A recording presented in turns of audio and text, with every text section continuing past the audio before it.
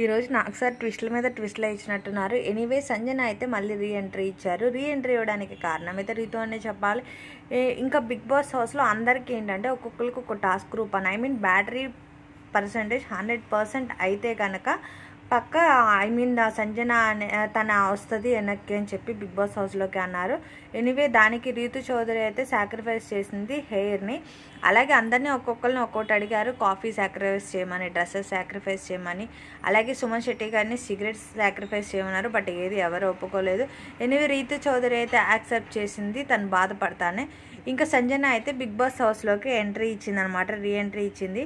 ఇంకా చూడాలి ఇక నుంచి బిగ్ బాస్ హౌస్లో ఎవరు ఉంటారు. ఇంకా ఎలిమినేషన్ అయితే ఇంకా కంప్లీట్ అవ్వలేదు. ఇంకా ఎలిమినేషన్ అయితే ఈరోజు ఇంకా సాటర్డే అయితే నార్మల్ ఫన్గా అయిపోయింది. ఇంకా సండే ఫన్నీ అండ్ ఎలిమినేషన్స్తో స్టార్ట్ అవుతుంది. చూడాలి రేపు ఏమవుతుందో. ఇంకా ఈ 99% ఎలిమినేషన్లో అయితే హరీష్ గారు అలాగే ప్రియా వీళ్ళిద్దరూ అయితే నుంచోబోతున్నారు. వీళ్ళిద్దరిలో ఎవరు ఎలిమినేట్ అవుతారో చూడాలి.